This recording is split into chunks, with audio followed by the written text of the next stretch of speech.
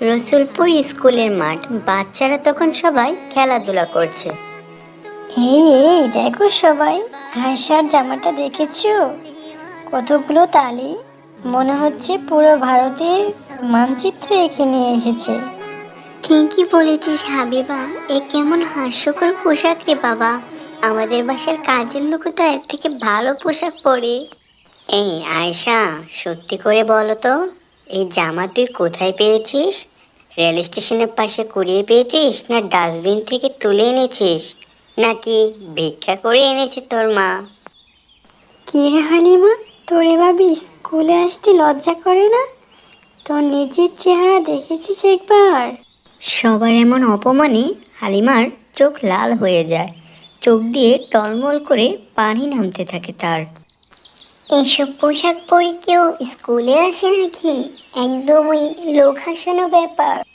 এইসব দেখে সুমাইয়া আর সহ্য করতে পারল না, সে রাগে ফুঁসতে ফুঁসতে এগিয়ে আসে। এই, থামো তোমরা! তোমরা কেন এভাবে আয়শাকে অপমান করছো? কি দোষ ওর? এই যে এসে গেছে, দেখো দেখো, গরিবের পরোপকারী সুমাইয়া। ওর গায়ে লেগেছে কথা। লাগবেই তো, ওরা গরিব বলেই তো দামি পোশাক পরতে পারে না। আরে সুমাইয়া, ও পুরান পোশাক পরে এসেছে, আর আমরা শুধু সেটা বলেছি। এতে দোষ কোথায়? দোষ আছে, এতে তোমরা মজা পাচ্ছ, আর ও কান্না করছে। আর কারো কষ্ট দেখে হাসলে এটা হয় নিষ্ঠুরতা। এই সুমাইয়া, তুমি ওদের কিছু বলো না। ওরা যা ভালো মনে করেছে তাই বলেছে। আজ আমি চুপ থাকবো না। যারা মানুষের গায়ে রং দেখিয়ে, কাপড় দেখিয়ে মান সম্মান বিচার করে, তাদের মুখে লাগাম টানা দরকার। এরপর হাবিবা আর লিজা কিছুক্ষণ চুপ থাকে। তারপর হাবিবা আবার বলে ওঠে, খুব ডায়লগ দিচ্ছ তো সুমাইয়া। কেউ পুরান পোশাক পরে আসলে আমরা কিছু বলতে পারবো না নাকি? হ্যাঁ, পুরান পোশাক পরা কোনো লজ্জার বিষয় নয় হাবিবা। আর তোমরা ধনী তাই বলে কি অমানুষের মতো ব্যবহার করতে হবে? এই কথা শুনে হাবিবা, লিজা, মাহবুব থতমত খেয়ে চুপ হয়ে যায়। আয়েশা সুমাইয়ার দিকে তাকিয়ে থাকে, চোখ ভরা কৃতজ্ঞতা। স্কুল থেকে ফিরে সে ঘরের দরজার ধাক্কা দিয়ে ঢোকে। তার মুখে রাগ, অভিমান আর অপমানের ছায়া। কি হয়েছে রে মা, এত রাগান্বিত কেন? স্কুলে কি কারোর সাথে ঝগড়া হয়েছে? রাগান্বিত হব না। রোজ রোজ এই ছিঁড়া ফাড়া তালি পোশাক নিয়ে স্কুলে যেতে হয়।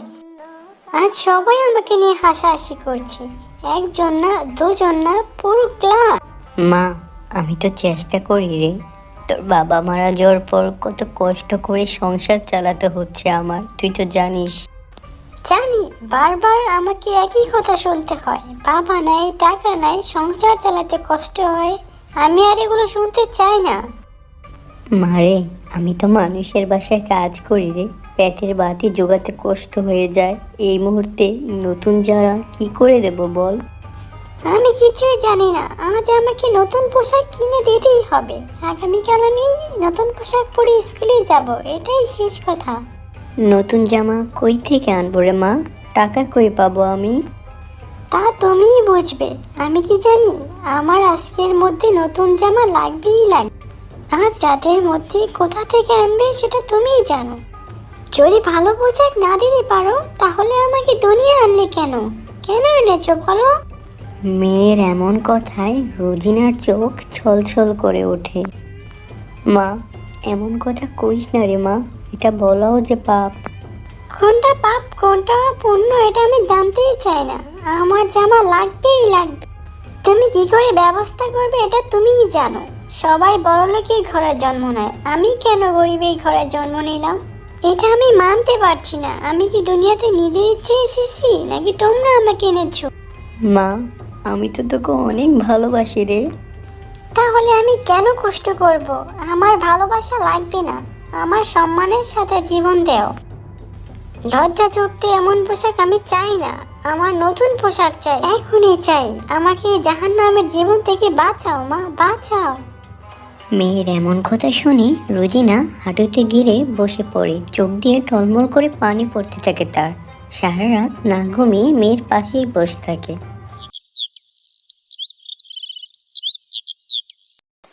মা, আমার নতুন জামা কোথায়? আজকে আমার স্কুল আছে, আমার নতুন জামা দাও।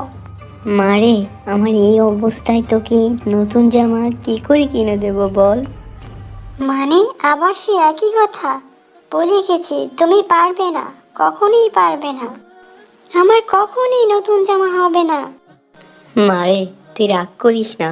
দেখ, আমি চেষ্টা করছি তো, তুই চিন্তা করিস না, কিছু একটা হয়ে যাবে। ধৈর্য? আর কতদিন মা, আর কতকাল? প্রতিদিন আমার এমন অপমান ভালো লাগে না। আমি কি মানুষ না? মারে, আমি তো তোকে কষ্ট দিতে চাই না রে মা, কিন্তু আমার হাত পাও তো বাঁধা রয়েছে। না, আমি আর এই অপমান সহ্য করব না। আমি আর এ বাড়িতে থাকবোই না, আমি চলে যাচ্ছি। আমার দু চোখ যেদিক যায় সেদিকে। মা হালিমা, এমন কথা বলিস না রে মা। এই দুনিয়া যে বড় নিষ্ঠুরী, আর তুই কোথায় যাবি, কার কাছেই বা যাবি বল? যেখানেই যাই তুমি আর আমাকে থামাতে পারবে না, ডাকলেও আমি আসবো না। মা আয়সা, ফিরে আয় মা, খেয়ে যা। তোকে ছাড়া আমি কি করে বাঁচবো মা? যাস না মা, তুই কোথায় যাবি মা? ফিরে আয় মা। এরপর আয়সা আর থামে না, সে হাঁটতে থাকে।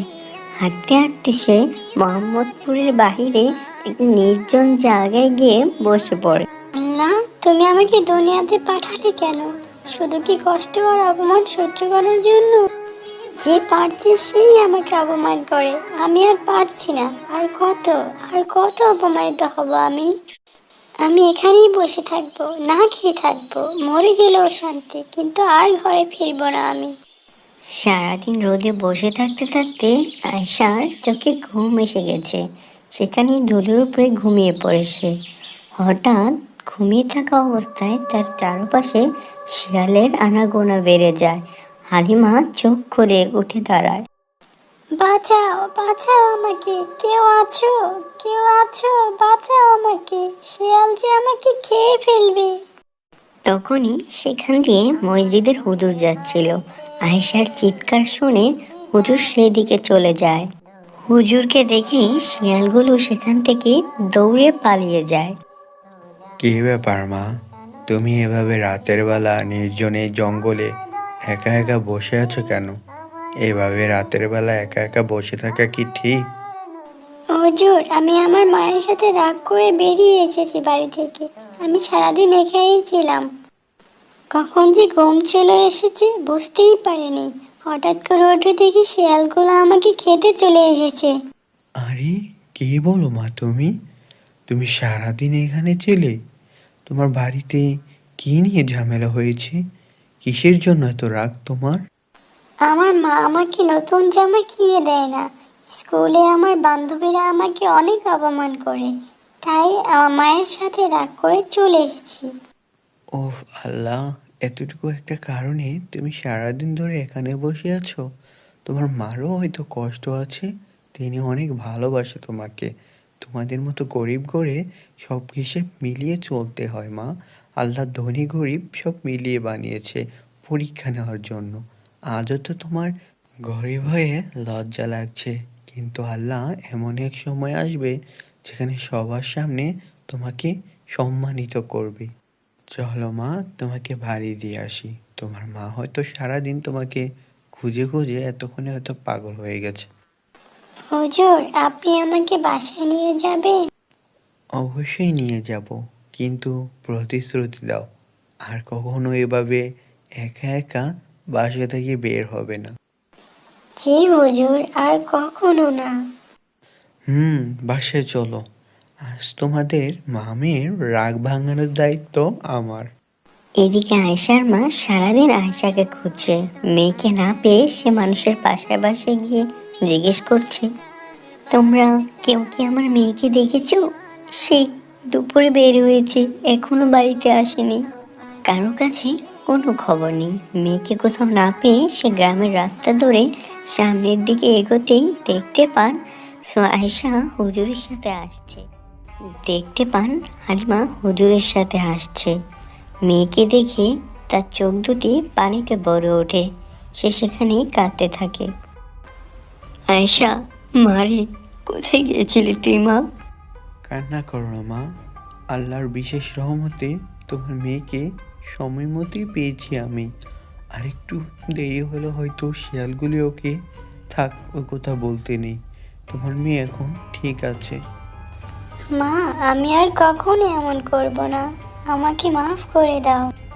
মাফ করলাম মা, তুই যে আমার প্রাণ, তোকে ছাড়া আমি কি নিয়ে বাঁচবো বল। এরপর হুজুর একটু হাসেন, তারপর তিনি পকেট থেকে কিছু টাকা বের করে এগিয়ে দেন। এই নাও মা, কিছু টাকা, এগুলো দিয়ে আজকেই ওকে ড্রেসটা কিনে দাও। মনে রেখো, ওর মনটা যেন ভেঙে না যায়। ছোট ছোট বাচ্চারা ছোট কারণেই কষ্ট পায়। না হুজুর, এটাকে আমি কেমনি নেব? আপনি তো নাও মা, এইটুকু আমি দান হিসেবে দিলাম। আল্লাহ বলেছে একজন মানুষের মুখে হাসি ফোটাতে পারলে আমিও সওয়াব পাবো। এরপর হালিমার মা চোখ ভিজা অবস্থা হুজুরের কাছ থেকে টাকাটা নেন। মা, এবার তুমি ঘরে যাও। আর আয়েশা, আর কখনো রাগ করে ঘর থেকে বের হবে না, ঠিক আছে? এরপর হুজুর সেখান থেকে চলে যায়। আর আয়েশা যেন তার মার কাছে থেকে পুরো দুনিয়ায় এখন তার কাছে নিরাপদ আশ্রয় মনে হচ্ছে।